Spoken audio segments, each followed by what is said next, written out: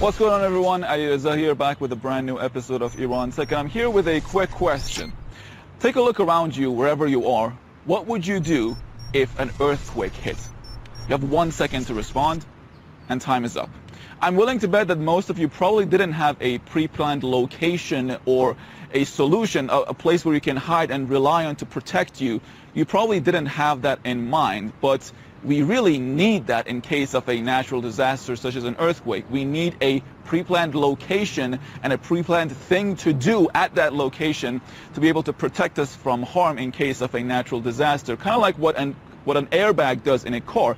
It's a solution to a problem that will occur in like a second, and you have no time to respond in case of an accident. So the airbag is designed for specifically that kind of problem. And we need the same kind of response, the same kind of solution in case of other natural disasters outside of a car. So that's why we've come here to the Natural Disaster Research Institute to find that solution, a pre-planned solution that will be deployed at a predefined location that you can trust, that you can rely on to protect you from harm in case of an earthquake, flood, and even a fire.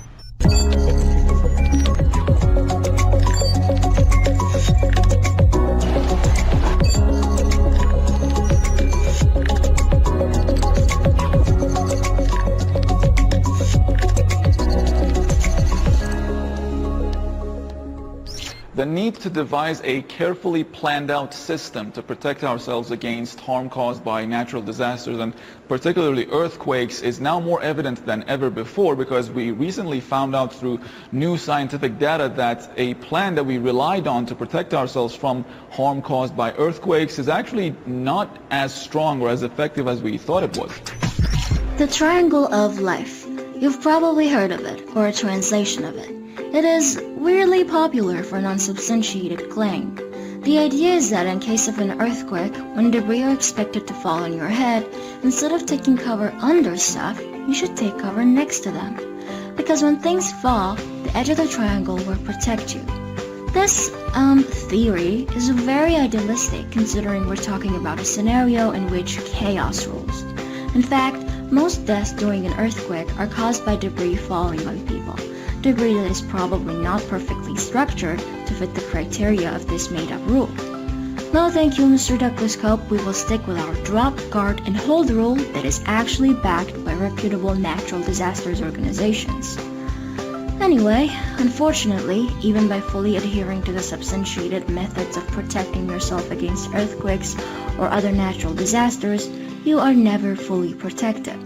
For one thing, the drop, guard, and hold rule mainly protects your head and neck when most other parts of your body are exposed, and that's kind of discriminatory to the other parts of the body.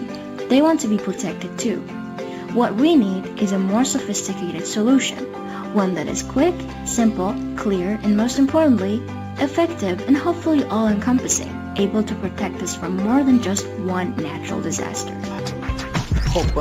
Considering the explanations given, we need a system to sort out these problems and meet our needs while dealing with any type of crisis. This system should be easy to install, easy to access, and easy to activate. It should also provide the individual with adequate personal safety and security and protect them while the incident is taking place. Now let's check out the manufactured prototype and its various features that provide these properties.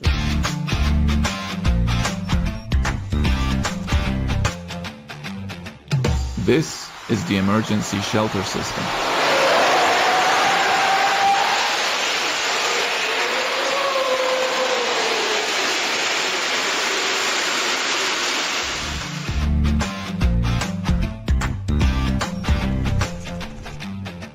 This emergency shelter system is the end-all, be-all safety solution for homes, office spaces, etc., etc.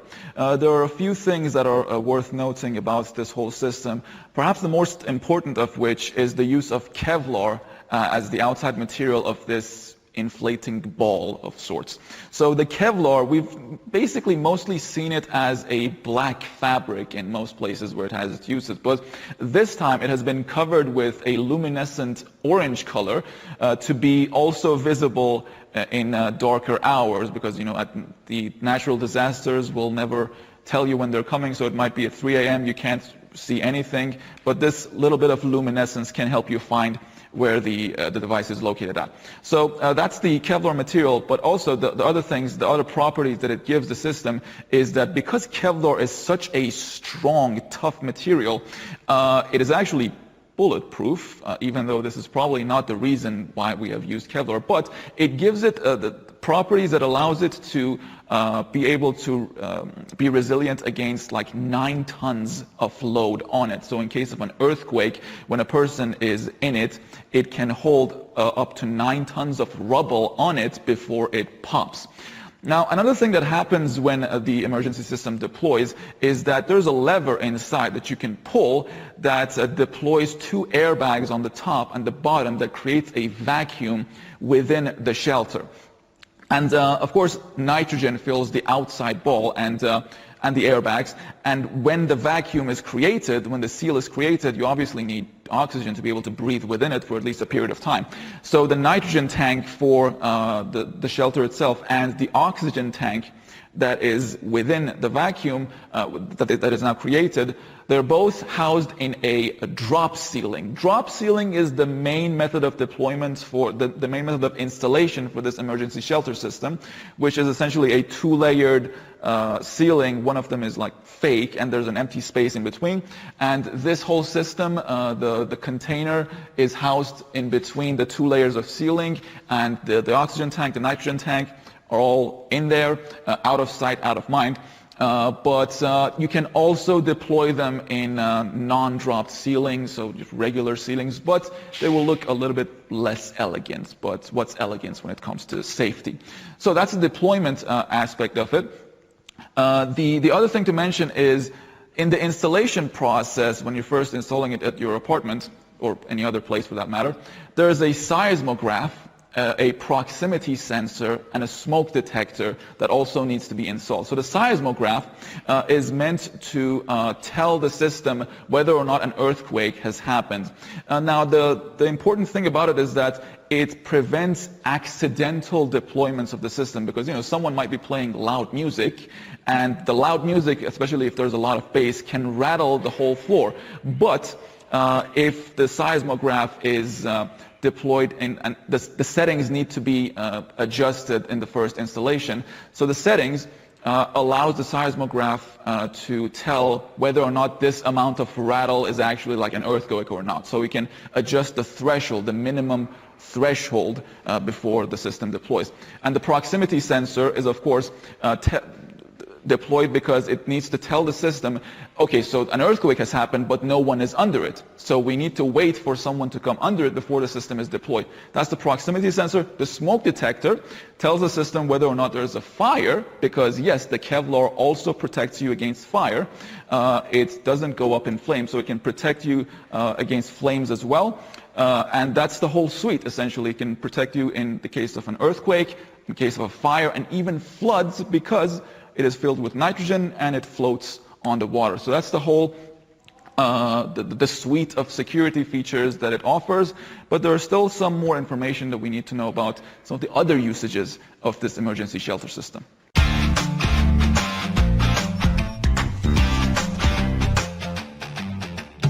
Couple of extra things to note about these shelters. Number one, all of the sensors within all of the deployed emergency shelter systems are connected to the same network, and all of the fire departments can have access to these data, so they can know whenever one of these sensors have gone off, so they will know that they will need to respond without anyone having to call the fire department. This is especially useful in the case of a fire, because the fire department probably knows about the most recent flood or the most recent earthquake.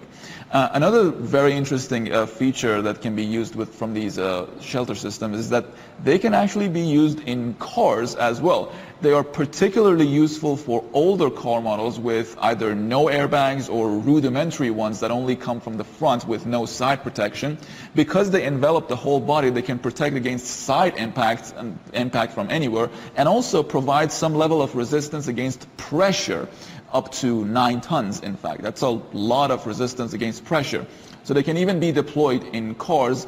Another very important feature is that there is an app connected to this whole network that not only has some tutorials about how you should be using the emergency shelter systems, but it also tells you about the nearest shelters in your area, which is going to be useful once these shelters have been deployed at a large scale. So you can actually, there's enough of them around that you can actually be looking for one in the case of a natural disaster.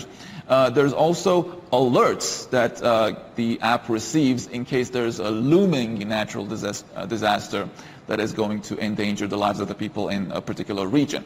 And that's about it for the information that we can get about the system. Now some information from the person that has actually been behind this project.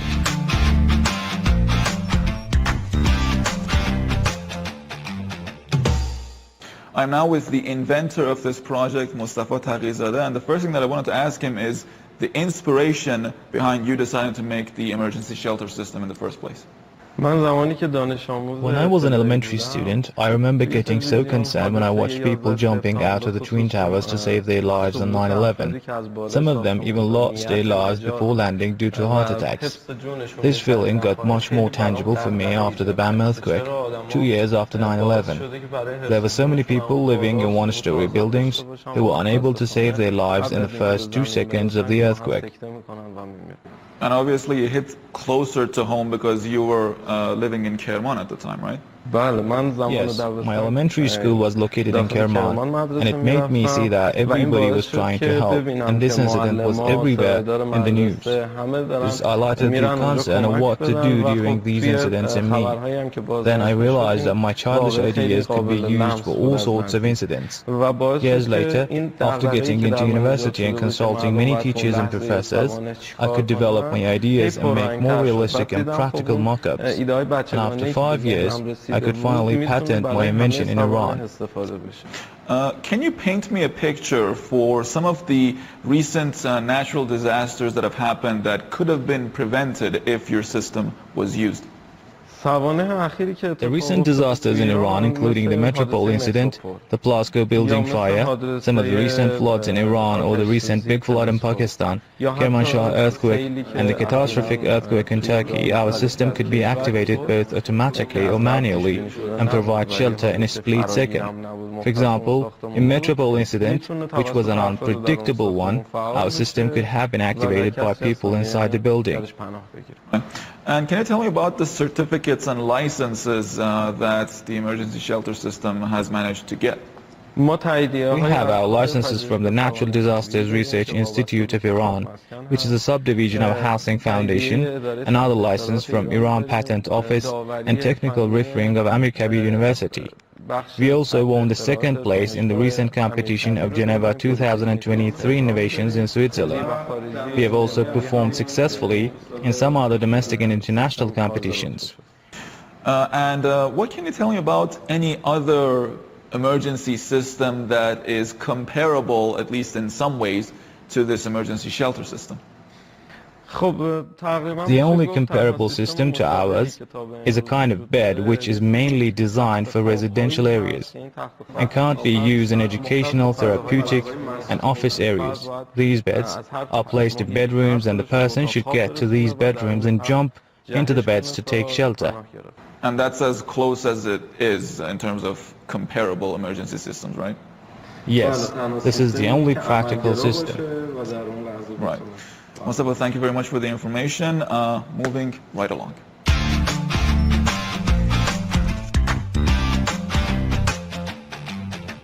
The next big step for this project to really start to take off is for relevant government organizations and humanitarian aid assistance organizations such as the Red Cross and the Red Crescent to get involved and really start to push for mandating the deployment of these emergency shelter systems in newly built buildings and pre-existing ones, as an addition to the mandates that regional fire departments are already required to fulfill in buildings, such as deploying various numbers of fire extinguishing capsules.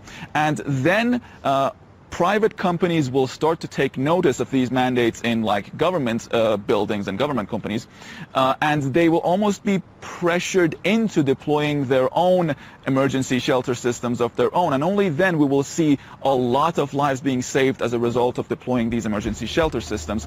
Thank you for being with us on another episode of Iran Tech, and I'll see you guys next week.